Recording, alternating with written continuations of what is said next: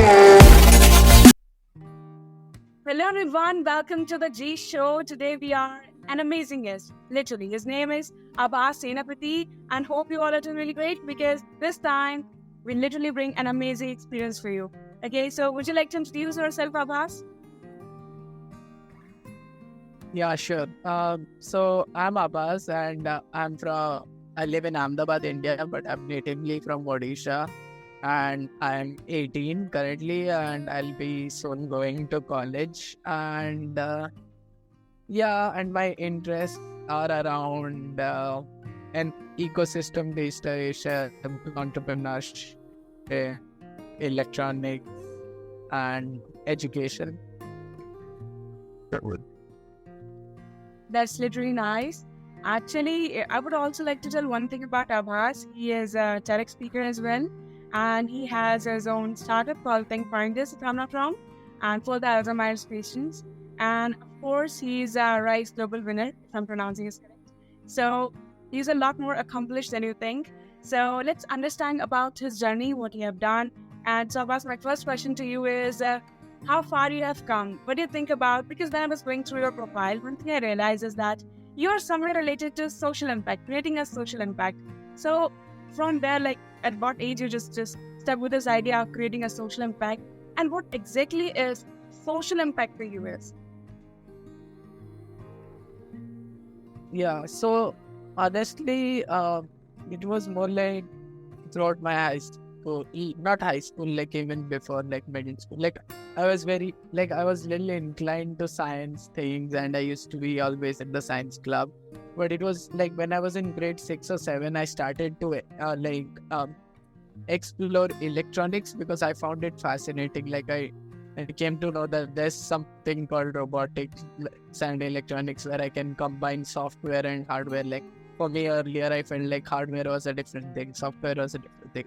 But then there was a workshop held at school, and that was the first time I got that like spark that this is something so fascinating. So I started to explore it a bit more. Like I didn't have a lot of resources, so I used to get it from like ask school to get it, or then I proposed some projects and ask school to fund those projects, like get the materials. And uh, slowly I started to make these projects. I used to blog them and post it on online communities where sometimes when the projects used to be good, I used to get rewarded with more hardware in electronics, and I used to explore more with them, make some projects and like that. And then slowly, like initially these projects were like more like a fun type project, like just as fun or something I enjoy. But then slowly I tried to make projects that have some social cause that they solve, or something that can be innovative and useful.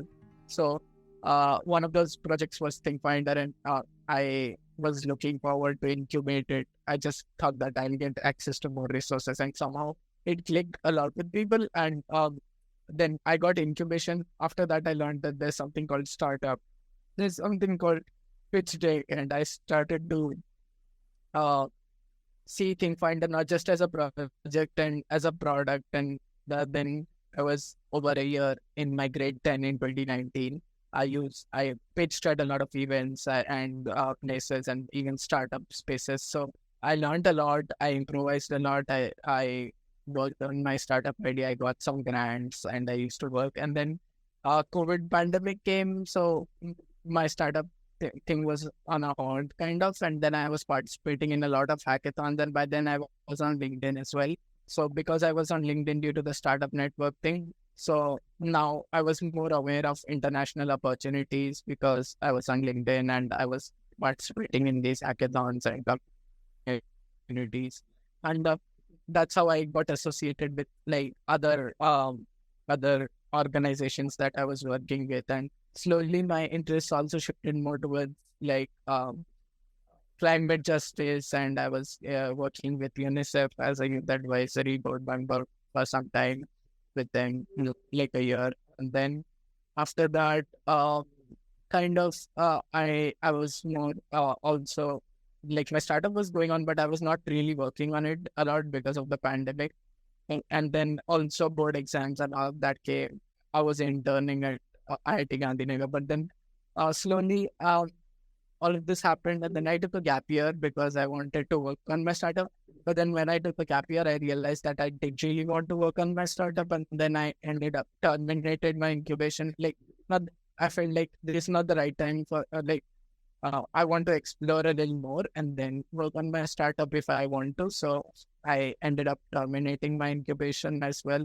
But currently, I'm really interested around ecosystem restoration and environmental conservation projects and education related projects. Yeah. That's literally enlightening, I would say.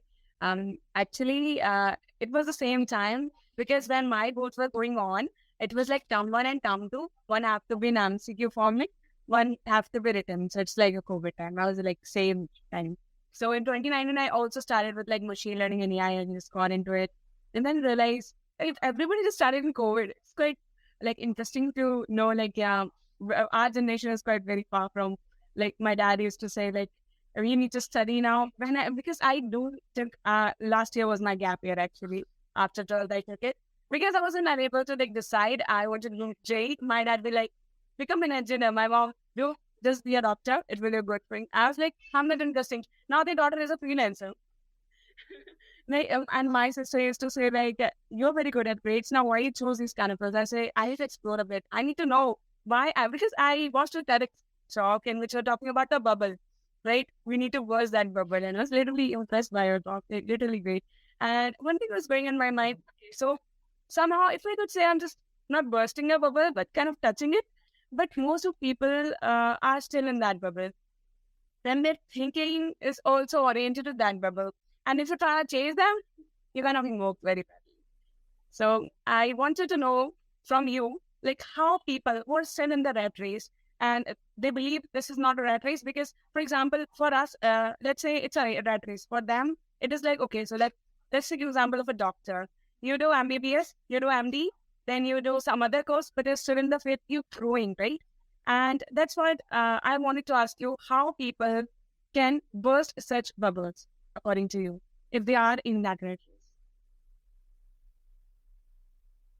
So honestly, I feel like it's more like we are in numerous bubbles and like we'll burst, but then we'll still be in a larger bubble. So it's more like just expanding it out. So for me, it feels that one important thing is to have time. Time allows spontaneity, and when you have like like we have been raised up in a society where we feel like the more busy we are, the more productive we are. So I feel like, but that leaves no space for spontaneity and new opportunities to like, even if I give you an amazing opportunity, you won't be able to take it if you are in a very busy schedule. So I feel like spontaneity is very important for that, so that what you are interested in or what you just find fascinating, you can explore more into it.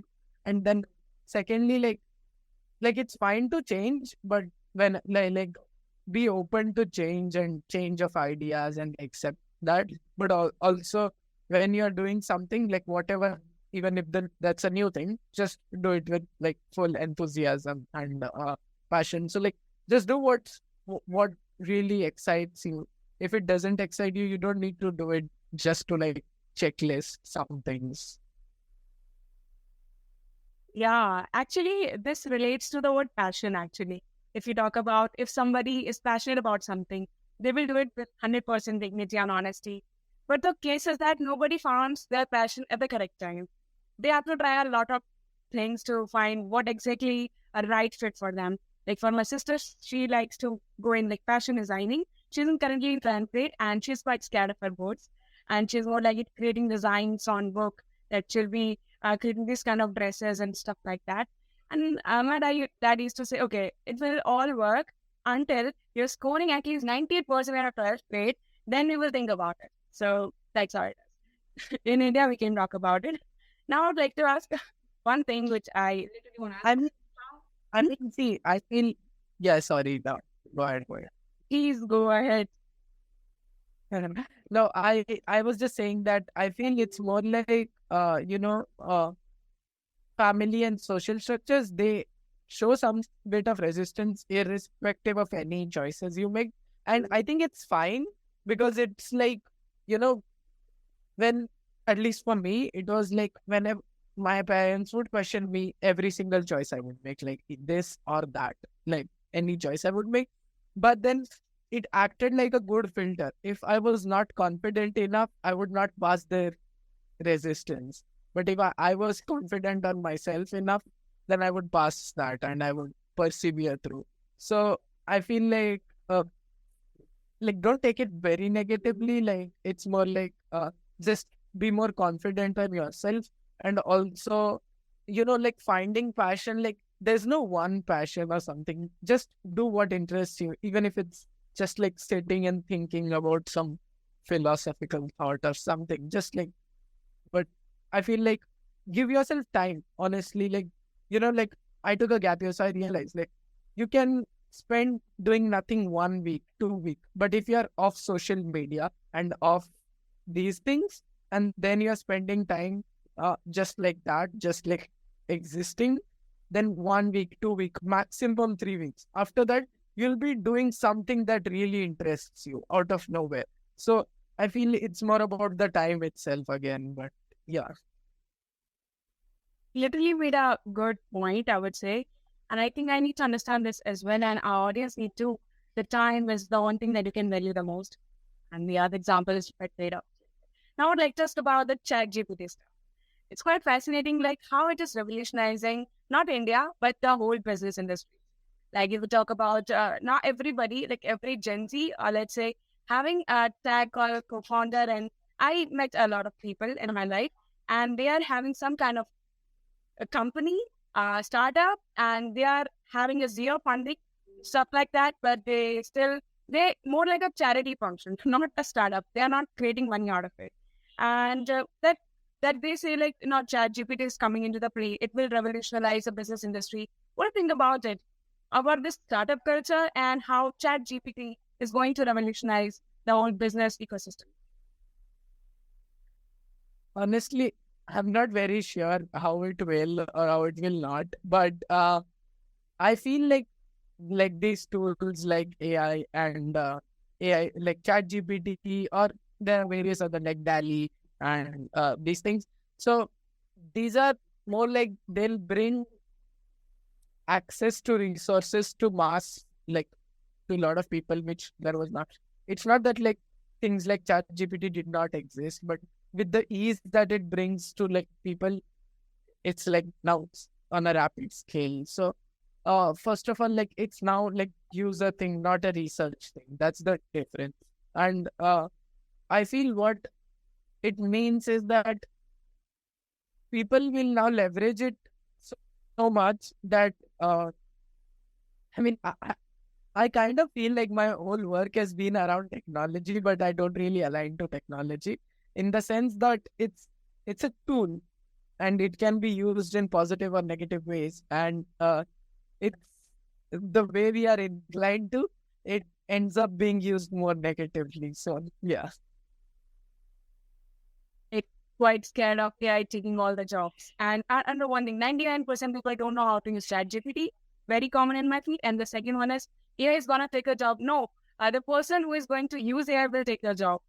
It's very popular thoughts about this area, right? About it's not quite actually true when I work about around technology. It fascinates me more than a business. Though you are a Gujarati guy, I could say that. So you must be more like in business or Not a Gujarati. I'm actually natively from Odisha, so I'm Odia, but proud of Gujarati. so you got the experience of the Gujarati culture of business. So that's why I just said now Gujarati. So more like in a business stuff, and that maybe encourage you to do some more like business stuff. And I would like to ask about something spiritual, right? Because one report I was reading, it says like the Gen Zs are more in the spirituality, which is not should not be the case as we assume they are oversighting shit guys and having a hat, but that's not true. So I would like to know: are you spiritual? Do you believe in God? Everybody believes, but in spirituality as general, just asking, curious to know. I mean, I think the research is biased in the way how it defines a spirituality, probably. But irrespective, yeah, I mean, it's nothing to believe or not believe. I feel like I feel it, I know it, and I think that makes the difference. Like spirituality is not about like there was a question, or I was hearing some video I remember, and it was like um like someone asked like Guru Nanak ji or someone, and he replied like whether you like how do you know God, or like what is God like, or something like that. And he's like he replied like I know God. No, and he's like in the mountains, in the oceans, in everywhere. Like there's it's just God. And